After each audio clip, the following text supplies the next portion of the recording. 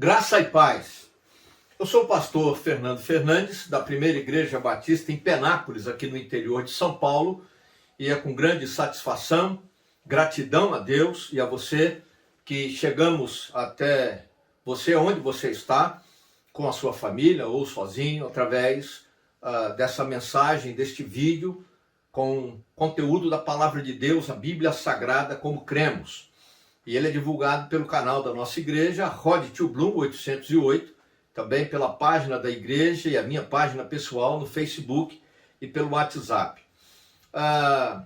Eu quero falar sobre algumas questões interessantes. Na verdade, é um tema que me fez pensar e refletir e estudar um pouco a Bíblia nesses últimos dias. E o tema é o seguinte: autocontrole. Nada mais paradoxal. Autocontrole. Nada mais paradoxal. Eu tomo para isso o texto de Romanos, capítulo 12, e nós vamos ler os versos de 9 a 13. Romanos, capítulo 12, os versos de 9 a 13, a Bíblia Sagrada diz assim: o amor deve ser sincero. Odeiem o que é mal. Apeguem-se ao que é bom. Dediquem-se uns aos outros com amor fraternal. Prefiram dar honra aos outros mais do que a vocês. Nunca falte a vocês o zelo.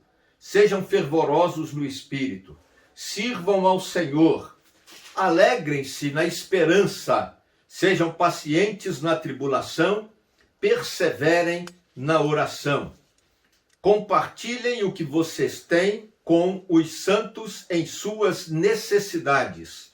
Pratiquem a hospitalidade. Bom, essa carta do apóstolo Paulo, escrita à igreja em Roma, foi escrita principalmente porque a igreja era basicamente formada de judeus. Embora a igreja ficasse em Roma, a maioria dos seus membros, dizem os comentaristas, e acredito que é fato, porque boa parte da carta tem como argumentação a ideia que os judeus tinham de que eles seriam salvos só porque eram um povo escolhido de Deus, né? Uma espécie aí, me perdoem, mas não é uma crítica, mas é o que eu penso de um hipercalvinismo pré-primitivo, se pudéssemos criar essa expressão pré-primitivo, né? A ideia de que, sem nenhuma preocupação com a necessidade de arrependimento, de responsabilidade ética e moral diante de Deus, só pelo fato de termos sido escolhidos por Deus, nós temos a salvação. O que eu tenho visto ultimamente, inclusive, infelizmente, é algumas pessoas que saem de igrejas históricas tradicionais e depois se autodeclaram calvinistas porque acreditam nessa predestinação, ou dupla predestinação, a predestinação mais clássica, que é o calvinismo ou o hipercalvinismo. E a resposta que eu digo para elas quando vêm conversar comigo é muito fácil se tornar de alguma forma calvinista ou assumir um posicionamento acreditando nessa predestinação da forma como você coloca, porque você se isenta da responsabilidade ética e moral diante de Deus e do desafio colocado pelo próprio Senhor Jesus e pelos apóstolos na pregação que fazem de arrependimento de pecados. E arrependimento depende de consciência moral. E consciência moral impõe decisões. Primeiro no campo da ética e depois da moralidade, que tem a ver com conduta. Se essa ideia prevalecente na igreja em Roma for verdade, o próprio Jesus, em Marcos capítulo 1, capítulo 5, nos pregou uma grande peça e mentiu para nós, porque ele dizia: arrependei-vos, é chegado a vós o reino dos céus.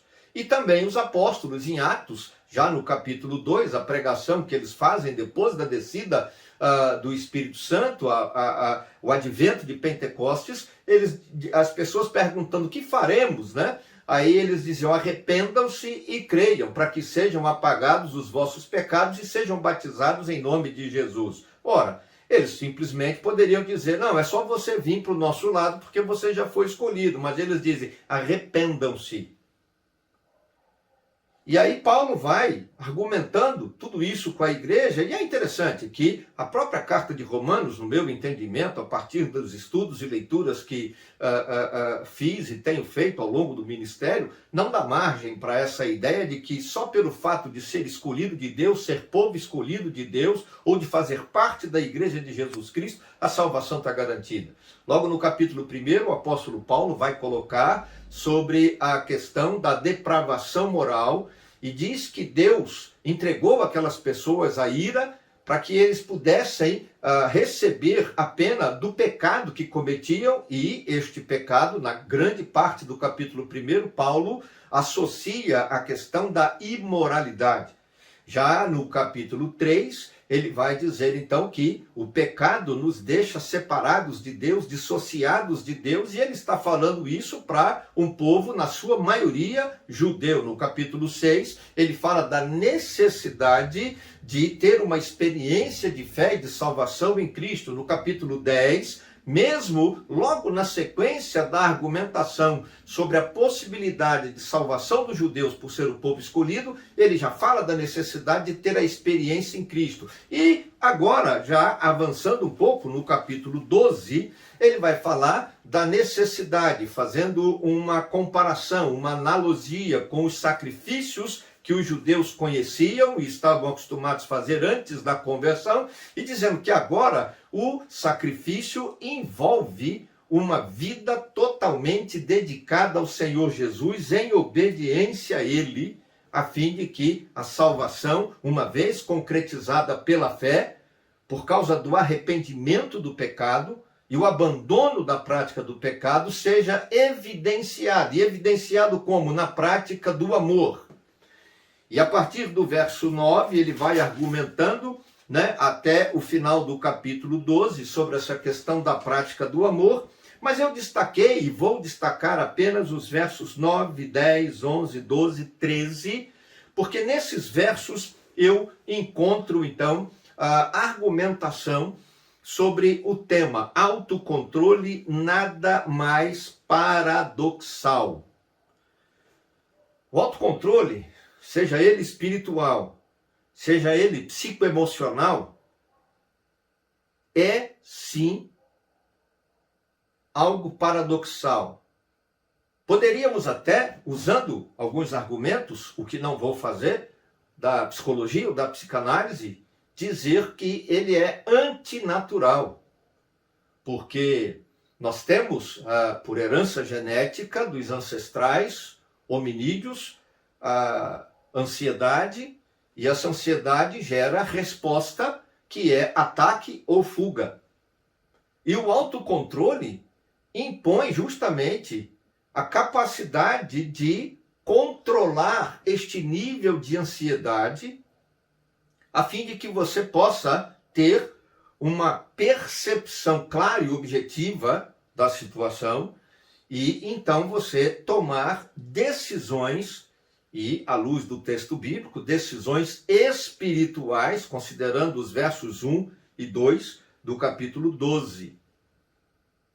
E o desafio de não nos amoldarmos ao padrão do mundo, que é natural, considerando o fato que nós, então, temos que ter o autocontrole espiritual e psicoemocional. Logo, esse autocontrole, como disse, é paradoxal. E eu quero observar alguns paradoxos que eu vejo aqui no texto para a gente conversar. Logo no verso 9, ele diz, o amor deve ser sincero. Ele usa uma palavra que alguns traduzem como não fingido, mas ela vem para o português e ela tem um sentido, dizem os léxicos da língua grega e os grandes comentaristas, inclusive John Stott, de que ela tem o sentido de sinceridade. Algo que não é insincero. É possível amar sem sinceridade? Sim. E amar sem sinceridade para evitar conflitos e problemas é algo comum da natureza humana e é algo praticado em grande parte da sociedade no mundo que vivemos. Porém, se queremos ser bons dispenseiros da graça de Deus em Cristo Jesus, e se queremos efetuar, como diz a Bíblia, a nossa salvação, de forma que ela resulte em bênçãos espirituais e materiais para a nossa vida, isso porque nós estamos refletindo durante o mês de junho no tema mordomia cristã, nós precisamos então ter este autocontrole e amar sem hipocrisia, amar de forma sincera. Porém, e aí vem o paradoxo, devemos ter em mente e tomar muito cuidado, porque é possível sim amar de forma insincera, hipócrita, falsa, fingida. Outro paradoxo: odeiem o que é mal, apeguem-se ao que é bom. Vamos dividir aqui. Odeiem o que é mal. E mal aqui tem o aspecto de moral, porque o contraponto é o bom. Aquilo que é bom, aquilo que é de boa índole, aquilo que está moralmente ajustado aos padrões estabelecidos por Deus e até pela sociedade. E aí ele fala, odeiem o mal. Já começa o paradoxo dizendo que o amor deve ser sincero, e aí John Stott mesmo no seu comentário vai dizer que é algo paradoxal, porque a sequência ele diz, odeiem, uma ordem de amar e uma ordem de odiar no mesmo nível. Mas o odiar aqui é isso mesmo, ter repulsa, sentir nojo, sentir asco pelo mal. E procurar viver apegado ao bom, ou seja, há uma cobrança, uma exigência de integridade, há uma exigência de um padrão ético definido à luz da palavra de Deus. Se você voltar ao verso 1 e 2 do capítulo 12, porque o corpo deve ser oferecido em sacrifício vivo, santo e agradável a Deus, e isso deve ser inteligente, deve ser racional, ou seja, isso vai contrariar a perspectiva natural, sem Deus, perdão, né? E esse apego ao bem deve ser de forma a ter uma maneira diligente e não negligente. Ou seja, é fazer o bem não por fazer ou porque é uma demanda social e até religiosa cobrando. É fazer o bem, ou melhor, é agir com qualidade de caráter, sempre apegado ao bom, fazer o que é certo, fazer o que é justo, fazer o que é honesto, fazer o que é direito, porque isso se tornou um traço do seu caráter. Então você nunca vai fazer aquilo que é mal porque você odeia o mal. E você sempre faz o bom porque você está apegado, ligado ao bom. Bom, voltando à argumentação inicial da introdução, isso também contraria a perspectiva de uma predestinação ou de um calvinismo, hipercalvinismo, porque parte do princípio, o calvinismo, de que a natureza humana ela é má, ela é corrompida, ela é intrinsecamente má. E nós sabemos, à luz da Bíblia, que a natureza humana, por si só, ela não é intrinsecamente má. Ela tornou-se inerentemente má por causa do pecado, por causa da queda. Ou seja, não somos voltados para o mal e rejeitamos e negligenciamos o bom porque nascemos e fomos criados e formados para o mal. Nós fomos formados, criados para a glória de Deus, diz o texto de Isaías, capítulo 41, verso 7. E nós, então, fomos corrompidos pelo pecado. E aí, como diz Paulo no capítulo 1 de Romanos, nós Deixamos de adorar o Criador e nos voltamos para a adoração da criatura. E isso trouxe destruição, isso trouxe imoralidade, isso trouxe a corrupção humana. Daí a necessidade de arrependimento do pecado, do abandono do pecado, da fé em Cristo Jesus, a fim de que, uma vez oferecendo a vida em sacrifício, sejamos santificados. E sacrifício ali não é morrer, não é se mutilar, se matar, se penitenciar, como pensam alguns. Sacrifício ali é consagração, obediência, submissão incondicional. Porque é isso que nos afasta do padrão do mundo e é isso que nos faz transformados pela renovação do nosso entendimento, que agora não é mais influenciado pelo pecado, pelo desejo de praticar o mal, por causa do pecado que nos corrompe, e nos apegamos ao bom, querendo fazer sempre aquilo que é justo, que é honesto, que é direito, como nos desafia o Salmo de número 15, como Jesus nos diz que é o padrão do juízo de Deus, em Mateus capítulo 24 e 25, no juízo das nações, e como diz Apocalipse, na hora do juízo final. Além disso, temos outro paradoxo. Dediquem-se uns aos outros com amor fraternal. É interessante dedicar um ao outro com amor fraternal. Lógico, se você olhar, você vai ver que essa afirmação de Paulo, ela tem uma relação objetiva com o verso 3 do capítulo 12 de Romanos, que você não deve pensar sobre si mesmo acima do que convém. E aí a ideia é dar honra aos outros. Eu posso fazer até uma associação aqui, um link com Filipenses capítulo 2. Tenha o mesmo sentimento que há em Cristo Jesus, que sendo Deus não se aferrou, não se apegou a isso, como fez o diabo, mas abriu mão de alguns dos seus atributos, humilhou-se, tomando forma de homem, e humilhado foi até a morte, morte de cruz, para que Deus o exalte soberanamente. Essa é a ideia. A dedicação aos outros não pode ser por interesse, a dedicação aos outros não pode ser para mostrar que a gente é benevolente, é um taumaturgo, né? O benfeitor da sociedade, da comunidade.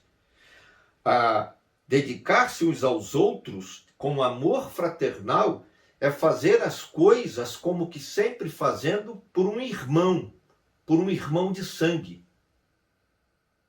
Aquele que, independente das circunstâncias, embora isso esteja bem mudado na sociedade em que vivemos, nós amamos, porque é nosso irmão.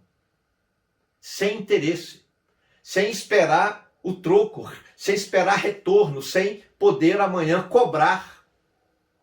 São paradoxos que eu digo para você, humanamente falando, nós não conseguiríamos equilibrar. Daí a necessidade, se queremos ser bons dispenseiros, bons mordomos das bênçãos que recebemos de Deus, inclusive da capacidade de amar, da capacidade de fazer o bem, da capacidade de perdoar o outro, nós precisamos da ajuda do Senhor pelo Espírito Santo na nossa vida. Porque amar o próximo, perdoar aquele que nos faz mal, odiar aquilo que é mal aos olhos de Deus e praticar sempre aquilo que é bom para honrar e glorificar a Deus. E ter compaixão, e testemunhar, e abençoar, sem esperar nada em troca, é antinatural. É uma tarefa sobrenatural que exige de nós capacidade de enfrentar esses paradoxos e de vencê-los pela fé em Cristo Jesus e pelo poder e unção do Espírito Santo de Deus na nossa vida. Deus te abençoe e te dê essa capacidade. Essa é a oração que eu faço agora, profetizando vitórias do Senhor na tua vida. Em nome de Jesus. Amém. Senhor, eu te peço que o Senhor nos mostre, ó Deus, nesta hora, onde nós estaríamos, meu Deus. Onde nós estaríamos se não fosse o Senhor. Te agradecemos, meu Deus.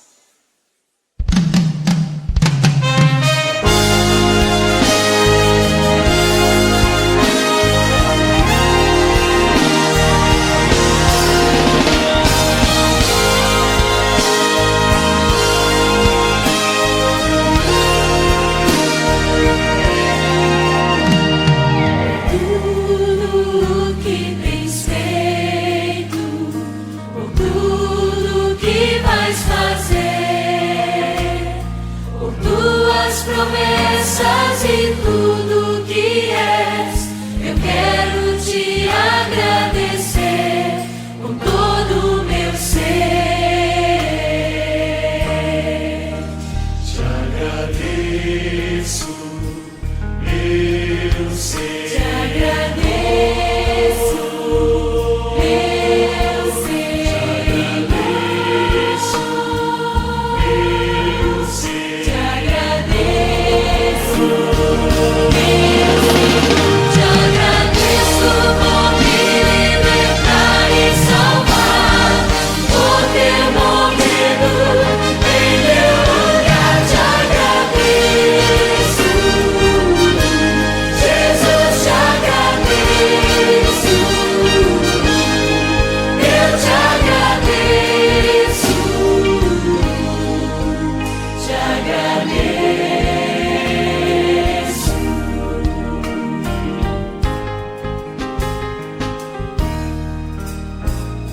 Por tudo que tens feito, por tudo que vais fazer, por tuas promessas e